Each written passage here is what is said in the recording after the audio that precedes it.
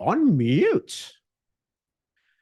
Welcome to our webinar on mastering this facilitation in 2024.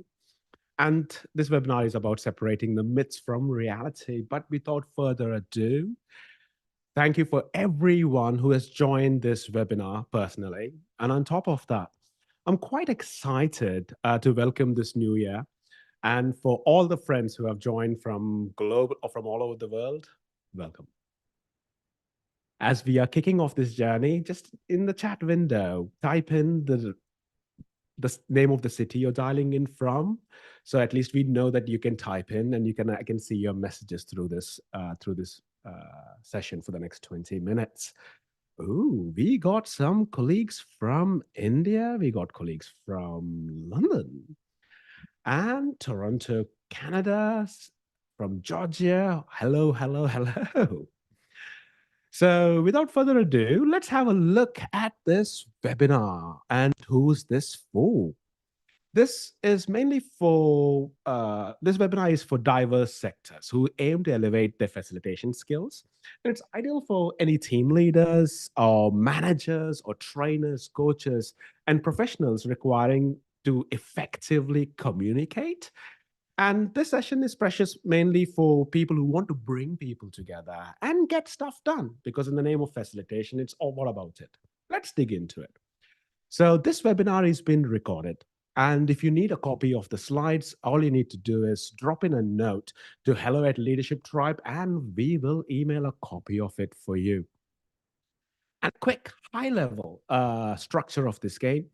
So introductions, and we'll be looking at the basics, the foundations of what facilitation is, and what is it not, before we can dig into the myths. And we also have a bonus content, and if you can, we will find out what it is at the end of this session. And we do also have this Q&A.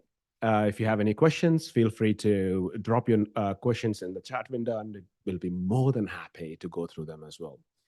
And a little bit about me.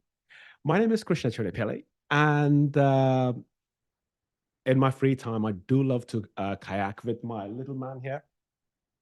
And I live next to the Grand Union Canal. It's so much fun and adventurous when you are going through and getting chased by different animals, swans to be precise. Do love the adventure and fun. And bringing that adventure and fun to everything I do is what I do love. And in my free time, I do love to study, and and currently I'm doing my master's in business and organization psychology. It's such an interesting topic. It's beautiful. It's so much interesting that I can't stop myself in being curious about what is the postmodern techniques out there, and what are the different things we can experiment and learn, and how to apply it in a day-to-day work. This is something what I do in my free time, and bring that to my to the clients I work for. And saying without further ado, a little bit about a sponsor of this webinar. The sponsor for this webinar is called Leadership Tribe, and they specialize in agile consulting as well as a training organization. And they do provide a range of services, which includes workshops, training, coaching and mentoring sessions, one-to-one consulting, partnering with our experts for your in-house work, and also supporting people in the large groups facilitation. And this topic, facilitation. Let's start with understanding the history of it. Where did it even start from? And this term comes from the Latin word, which actually means to ease, to or to facilitate, which makes to make it more easier. And this word evolved over a period of time, and something which we call it right now to facilitate is to bring people together for a common outcome. That's in a nutshell.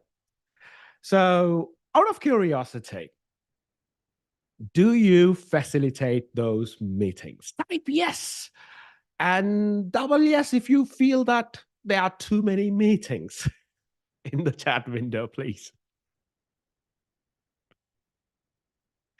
All right. I see a lot of people typing yes in the chat window, and do some people love those meetings? Can't agree more. So, when we do look at this, what a facilitation, what a meeting is all about, I got a small quiz for you. So, in this, we have some few choices. So, facilitation is about providing leadership to others through a process, following a rigid structure, controlling the meeting, or taking the right side or the boss's side, or using multiple tools to engage the participants, and or you have a choice enabling a group to deliver the results. Whatever you find it, give it a shout. What do you think is facilitation according to you? Let's look at those answers. Okay, we got multiple answers coming in the chat window. Fantastic. Hello. Okay, there are two things which we know for a fact is not according to facilitation. It's not a rigid structure. I have an agenda, it's my agenda. Whatever the world thinks, it's not according to them, it's my game plan. It's never about me. If I'm facilitating a meeting, it's about the people bringing together whatever the need is. It can be about a team purpose, it can be solving some problems together, it can be about when happens, when conflict happens, how do we bring people together so that we can all go towards an outcome? And in that way, we are using different tools, engagement tools, to help people for that outcome. And if you are looking at this, the landscape of facilitation, or even the purest form of facilitation, it's quite simple. In a meeting, you got different agenda items. In those agenda items, you diverge, you converge, you got a problem, you discuss as much as information you can gather. From the information you gathered, you prioritize and you go converging towards a solution. That's what a facilitation in its purest form. It's a flow. It's a flow from starting to an end. It has a start, it has a ahead of the meeting where we prepare for these meetings. And you got this body. There is a magic which happens where you're converging, diverging, converging, diverging. And in the end, you're bringing all those items. You're synthesizing that information, what's really important for the team, and you're moving forward. That's in a nutshell, on a very high level. So when we are facilitating these meetings, these the landscape of it can be in from a one-to-one meeting. It can be with your peer, or it can be with your boss, one-to-one, or it can be at the team level, one to many. Working with the team, there are some interesting roles: project managers, scrum masters, delivery managers, whatever the leadership role you are playing at the team level. It can be between 8 to 10 people. Working with them, helping them to achieve their goals, whatever they need. Them being successful, you know for a fact, aha, it's obviously me as a leader. Whatever the role you're playing, you're helping them to be successful. It's not only at the team level, you got the business units. Some of these business units can be between 8 to 10 teams or more. And as we scale up, we got the enterprise level. And this is this is a very high level at the landscape of these meetings and the types of meetings. Thanks to COVID, the game has changed. Previous to it, it was 100% meeting, co-located teams working together face to face. Yes. And now some of us are even working virtually 100%. And as the markets are opening up, and the organizations and the governments are also saying, hello, come to work, let's improve the economies. And there are some hybrid meetings. So one of us are either doing all the three, or some of us even more. So for these meetings, there we go. Different tools for different meetings. If it's just audio only, audio and desktop sharing, like what we are doing, so on and so forth. And within that, while we are facilitating those meetings, there are some realities. At times, we might have a needy child. Someone needs to drop off to school and pick them up, or sometimes they need to be listened to. Or You might be having a very interesting pet like mine who loves to be in touch, very needy. Just when the meeting is kicking off, it's like, Daddy, take me out for a walk. It happens. This is my personal life. And it doesn't stop there. In one of the realities, you also have your amazing bosses. You do not have an option. You have to attend.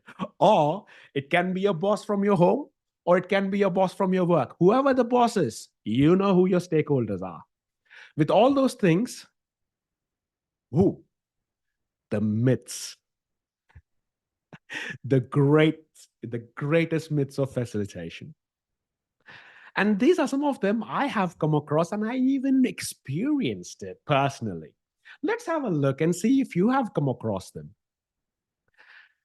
So, one of the biggest one which I've come across is the facilitator is the expert in the room. Great facilitators are domain agnostic. So they're playing the role of this the orchestras, the person who is bringing people together, and their role is to understand what are the expertise in these rooms is to bring that perfect symphony. The perfect symphony can be a group of people, can be a business unit as well. So drawing their superpower lies in guiding those conversations, drawing out the expertise from the group and synthesizing the diverse perspectives. Think of them as conductors bringing out the symphony of the individual knowledge within the room. And while we are conducting, oh, there is one thing, something which I have also come across, the imposter syndrome. The imposter syndrome is a few years ago, I was mentoring this amazing student, a university student, on how do you facilitate. It was one of the first meetings she has facilitated. I was quite excited, waiting for this person to come back and tell me how was the experience when they were facilitating this meeting. The first thing was too many white people in the room. I was like, really? Just the people in the room? What about the other things which are happening? The experience with this person has shared, I experienced when I was conducting my first meeting, coming off from a amazing country like India. So facilitating a meeting, like I have to be the person who should be talking every time. That's the way meetings need to be done. And suddenly learning, it's not about me in the meeting, it's about the people there, bringing them together. It was a paradigm shift. And this graduate who was going through the experience, I don't blame her. I went through the same experiences, understanding the different cultures, the boundaries, the vocabulary which is being used, they mean differently. Wow. So does it mean that I have to learn about being the expert? I would give it a different look. Being an expert in the room, does it really matter? I would like you to think about it. All right. Doesn't stop there with that myth. We got one more, and facilitation is just talking and taking notes. In reality, this is the dynamic dance. Shit does happen in the meetings. Conflicts kick off. What do you mean by that? The different perspectives. That's on the worst case scenarios. I know they might be dramatizing a little bit, but some of the meetings can be from hell. And some of the meetings can be even, we don't even know what is happening in the meeting. What did we even go for? That one of the experience I had. So when we have these different people's different thoughts, their own perspectives, their own visions, their own agendas, which is very important for them. The, as a facilitator, one needs to be aware about those interactive techniques and asking those powerful probing questions. And one of the tools for a facilitator to ask those powerful questions is to have the deep listening. When you say listen how? We will talk about some of those listening techniques as well. Listening with respect. What does it mean with that? What does it mean to listen with that respect? To create that creativity, one needs to spark and unlock the collective wisdom. Here, you're teasing information from people. What does it mean according to you? Okay, what are the other unspoken voices in the room? You're listening to the words which are not being said as well. All right, this is one myth we have seen. And the other common one, which I've come across all the time, is facilitation is just common sense. Anybody can do it.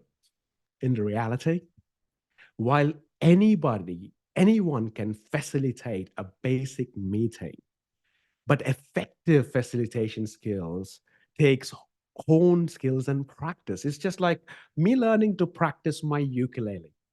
I still remember my day one and the week one of me practicing my ukulele. The strings when I'm trying to practice, wow, even my dog was so scared it couldn't even stand or sit in the same room as me. That's how I sounded when I was practicing new.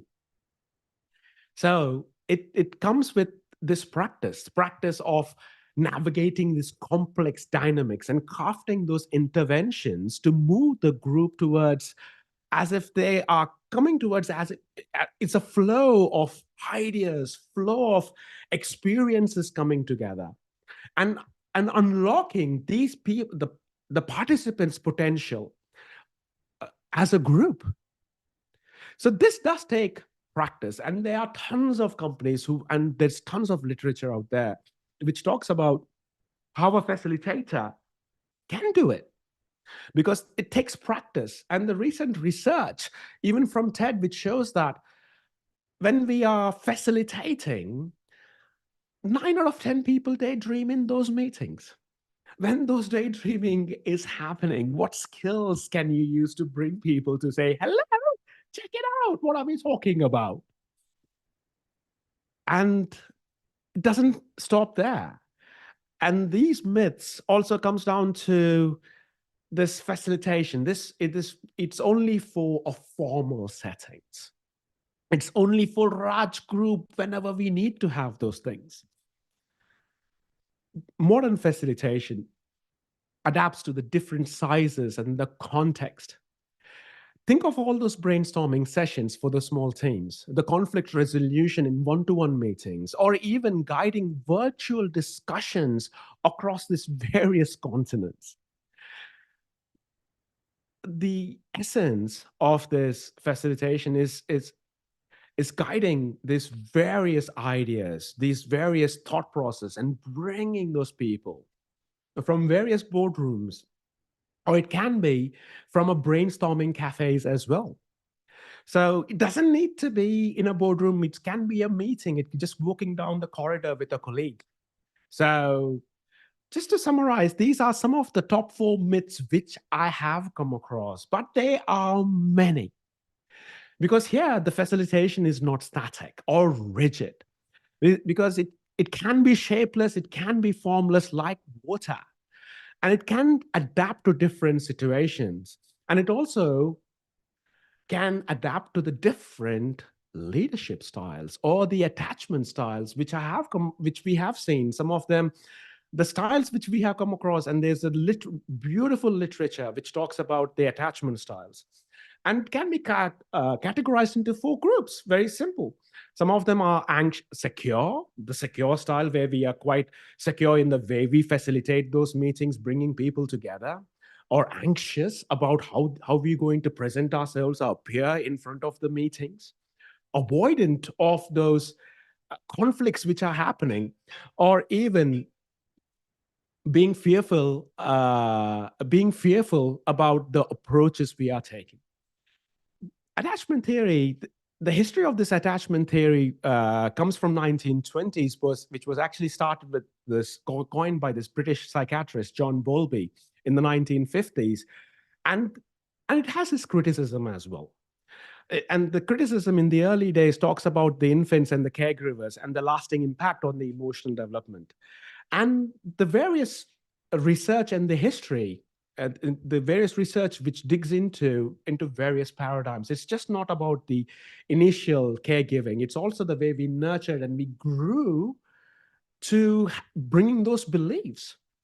And it comes down to the way we understand our styles, comes down to the way we look at those things. So the way we look at those things is thus the positive, that is a person, when we are looking, perceiving at things, does the person have a positive or a negative view about themselves or the others? Or is the, and does the person have a positive or the negative view about other people as well? Answering these two questions, answering yourself, how do we view ourselves or how do we view other people in the positive or the negative sense, can give some really interesting perspectives. Because these two answers to each of those two questions, which means four possible combinations, and those four possible combinations map really nicely to those four attachment styles. People with relatively positive view about themselves and others are quite secure in the way they lead, quite secure in the way they adapt to the different attachment styles as well. And people with a positive view of others, but with a negative view of themselves, they're quite anxious. They're quite dependent on some people and they need those approvals. Am I doing this right? This little bit of validations. I have observed this as part of my, as when I was learning and growing in my career. And it, and it doesn't stop there. And then there are people who have a negative view about themselves and the negative view about others. So these people are quite fearful. Everything is undependable. And there are people who are having a positive view for themselves and negative view for others. They are quite avoidant. So in avoidant, where they don't even delegate some of the works which we are when we are facilitating or leading, they find it quite hard to delegate. So when, for example, when I look at what is negative or positive in this view, how we are looking at a negative or a positive, it comes down to the one quadrant, one thing, which is the way we look at things or the way we trust each other. The negative or positive view of others or to ourselves is, can I trust you? Can I rely on someone or something to meet my needs? Can I depend on them? So this also creates an understanding about how we even perceive ourselves, attach ourselves with our insecurities. So there is tons of literature which talks about how you can build a trust, how you can uh, improve our attachment styles, and even integrate some of our attachment styles to be much more secure and safe in the way we come across when we are facilitating or even leading. And some of these interesting ways to bring change is, which talks about the self-care, is understanding a little bit about how we are able to look at the fun and adventure about yourself, the physical wellness. And sometimes when we are facilitating meetings, oh, or even going for a drive, how many of you been in a situation where you've been completely dehydrated, went out for a night out the day before, and just imagine you driving with that hangover? Similarly, if you're having that hangover, if you're being completely dehydrated, not feeling, not slept enough, and facilitating that meeting or leading a team, how would you even perform? So these are some of the questions I would like you to, I would leave it with you to look at. What are the things which is impacting you the way you facilitate or you lead? These are some of the categories out there for you to look at. And some of the options which I have also seen is reaching out for help, especially for your leaders within your organizations, working with your learning and development teams, working with some your mentors, or even reaching out to your peers, or some reaching out to some amazing training companies who provide uh, these training skills. And how do you adapt and change those ways you do it? And even the sponsor for this webinar, the Leadership Tribe, they have this upcoming training program. So they have released the calendar for the 2024. So which talks about how the various skills and training programs is around the facilitation, and how do you blend various and integrate various different skills such as teaching, mentoring, professional coaching, and how do you synthesize those to build those high performing teams. So these training programs and various things are out there. And the most important thing, which I've also observed, is finding a peer or a friend who you can practice some of these tools. And these things can be done quite simply. And some of the simple things, the techniques which I have seen work for me very eloquently, some of the things which are called them as tips, is is also embracing the technology, embracing the way things are markets are moving. Organizations are changing the way they are facilitating a meeting. How adaptable we are with the way we are using the technology, using the tools to connect and communicate, using the ways, different forms of um, techniques to synthesize them to bring people together. And and while you are doing this, it's also being okay with yourself. Sometimes you try to do an experiment, it works, and sometimes it goes completely kaput. It's perfectly okay as well. And if you're still interested to see what are the things which I can experiment from today, I got a small nugget for you. If you want to look at improving your facilitation skills or your leadership skills, there's something I would like you to experiment. So, one of the things which I've seen to be a better facilitator, or sometimes having this imposter syndrome to even saying that I'm not feeling right or feeling less qualified to facilitate. One of the quick things is to prepare thoroughly, understanding and learning who your stakeholders are in that meeting, how I'm going to prepare that meeting, how I'm going to facilitate during the meeting and post meeting, what am I going to look at. Preparing that session, priority one, and designing and delivering it and adapting on the flow, there we go. And your physical wellness. Wow. I cannot emphasize the importance of your physical wellness. Getting absolutely hammered and going to facilitate a meeting, definitely no, no. Having a hangover and doing a meeting, I have some scars. It's not pretty. I would recommend you not to do that.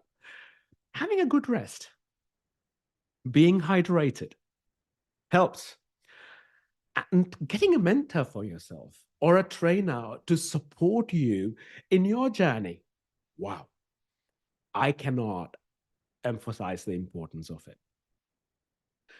And the next thing, which I've also found very useful, it takes only 10 minutes every day before you go to your bed.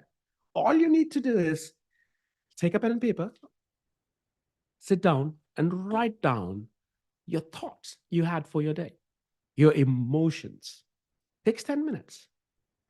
And collecting this data over a period of time, look at the common patterns, the common thoughts, the common emotions you've been having. And and there are some interesting information you get as well, because in the Einstein's theory of insanity, if you're having the same thoughts, same ideas, same emotions, and expecting to change your future, expecting to change the game you play, honestly, it would be a challenge if you're having the same thoughts, same emotions, same shit every single day and expecting to change the game. No, not sure. But if you do want to change the game, and I strongly believe for the people who have joined this webinar or who are observing, you are investing in yourself. And I celebrate, congratulate you for even staying for the last 20 minutes of this webinar. Even a 1 degree change every single day over a period of time for the next 361 days you have for this year, it's going to be remarkable. That's a quick thought from my end. Oh, which also brings me down to your Q&A. So we still have a minute, but I would love to see if we have some questions in the chat window. All right. How quickly is it to get over the imposter syndrome? Okay. How quickly? Um, how quickly is the time? It would be a struggle for me to tell you. But how quickly will also depend on how badly you want to change it. And for you to change that imposter syndrome, that being, I'm not good enough, or even having this, the inner critic and baits the shit out from you. What the hell have you done? If you're having those challenges, it's, it starts with being okay with it. And for you to be okay with it is being aware unconsciously, what am I currently doing? Not even knowing about it.